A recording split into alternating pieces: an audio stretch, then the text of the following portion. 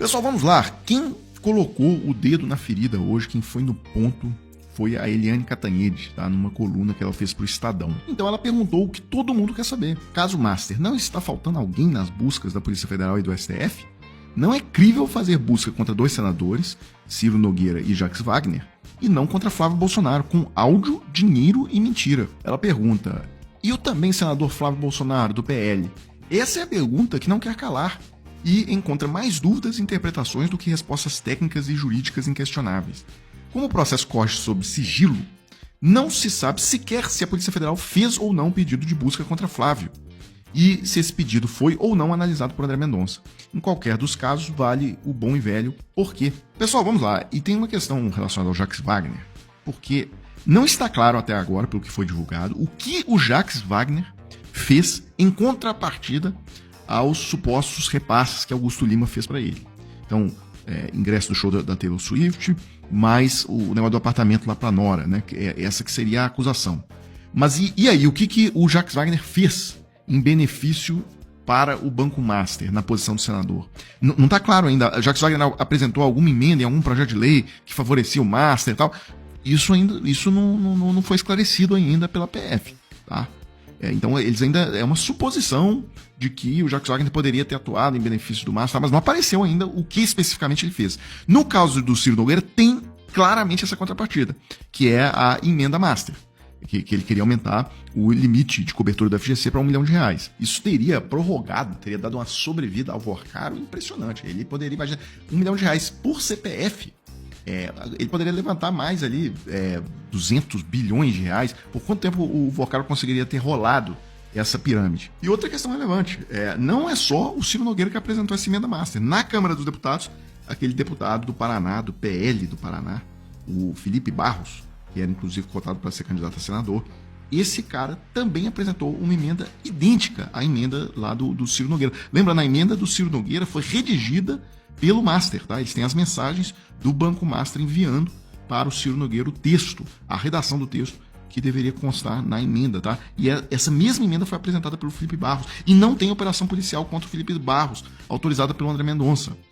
Então a coisa está ficando cada dia que passa mais escancarada. Mas o acerto da análise da Eliane Cantanhede foi confirmado pelo próprio Flávio Bolsonaro, né? Ele deu um chilique, deu um surto, e respondeu à publicação do Estadão, nervosinho, colocando assim, a Eliane então pergunta por que não houve a operação contra o Flávio, aí ele responde, porque o investimento privado, feito em um filme privado. Olha, eu parei de ler aqui, tá? Se alguém tiver interesse de ler o resto, porque assim, investimento privado, então o dinheiro do Master então é privado? É mesmo, né? A gente está aqui mostrando o dinheiro do Master, que o Daniel Vorcaro usou para fazer tudo isso, é dinheiro do Rio Previdência, tá? É dinheiro público que foi roubado, né? Quase 4 bilhões de reais.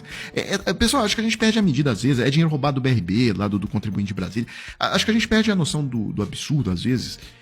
O que o Flávio está dizendo, e não só hoje, o que ele diz desde sempre, que o dinheiro que foi enviado lá, os 100 e poucos milhões, era um dinheiro privado. É tão absurdo, seria equivalente a alguém, durante a Lava Jato, dizer que o dinheiro da Odebrecht era privado, então, portanto, não tinha corrupção, tá? Porque é exatamente isso. E o Flávio Bolsonaro tem falado isso na nossa cara e passado batido. Então, assim, se ainda existir jornalismo no país, algum jornalista tinha que perguntar isso na cara dele, tá?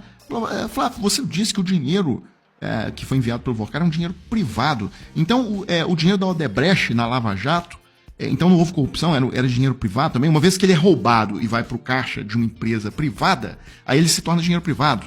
É isso que você está dizendo? Isso tem que ser perguntado para ele. E outra coisa, só para fechar o vídeo aqui, que eu achei meio inexplicável, é o seguinte: o Ministério Público do Rio de Janeiro identificou que houve rachadinha no gabinete do Carlos Bolsonaro, processou todo mundo, entrou com a denúncia, e a denúncia, agora, dia 19 de junho, foi aceita pela Justiça. Então eles se tornaram oficialmente réus. Todo mundo, 7 ex-assessores do Carlos Bolsonaro.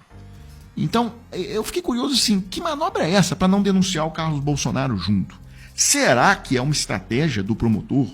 Porque ele viu, olha, quando nós colocamos ali o Flávio Bolsonaro como réu e mostramos, né, totalmente ali que ele roubou 4 milhões de reais e era o líder da organização criminosa, vocês vejam o que aconteceu, o processo foi todo anulado. Então vamos fazer um processo contra os assessores, tá? E é meio esdrúxulo, né? Porque assim, então, desde 2001 tinha um esquema que roubou por mais de 20 anos dinheiro da Câmara dos Vereadores do Rio, no gabinete do Carlos Bolsonaro, e quem comandava tudo era o chefe de gabinete, não era o próprio Carlos. Ok, então vamos fingir que é assim. A decisão da Justiça detalha as acusações do Ministério Público contra ex-funcionários do gabinete de Carlos Bolsonaro na Câmara Municipal do Rio de Janeiro. 7 pessoas vão responder por organização criminosa e peculato, que é o desvio de dinheiro público. O juiz Marcelo Rubioli destacou que a investigação apurou a existência de um esquema de rachadinha no gabinete do vereador Carlos Bolsonaro e que a justa causa para o recebimento da denúncia restou amplamente comprovada. O ex-vereador não está na lista dos denunciados. O documento aponta que Jorge Luiz Fernandes seria líder e mentor da organização. Ele foi nomeado em 2001 e, a partir de 2018, assumiu a função de chefe de gabinete. A decisão afirma que Jorge era amigo da família Bolsonaro e articulou a nomeação dos demais denunciados. A Justiça aponta que cada um dos assessores, após receber seus salários, realizava transferências e saques em benefício de Jorge. Detalhe, tá? O Carlos Bolsonaro também comprava imóvel com dinheiro vivo. Tem essa matéria aqui. Carlos Bolsonaro recebia R$ 4.500 na Câmara de salário quando comprou um imóvel de R$ 150 mil em espécie, tá? Com mala de dinheiro vivo. Aí eles explicam aqui que o Carlos Bolsonaro comprou um apartamento de R$ 150 mil em dinheiro vivo na Tijuca, em 2003. Na época, o salário de vereador era R$ 4.500. Ele foi eleito em outubro de 2000, aos 17 anos, e teria acumulado, caso tivesse poupado todo o salário de vereador durante os 2 primeiros anos de mandato, cerca de R$ 108 mil. Ou seja, nem tinha como, nem que ele juntasse 100% do salário, não tinha como ele chegar nos 150 mil. Tá? Então, é evidente, tem alguma coisa muito estranha nesse processo. Tá? A gente vai descobrir se realmente passaram o pano para o Carlos Bolsonaro ou se foi uma estratégia para agora, acuado, algum assessor delatar. Enfim, vamos ver.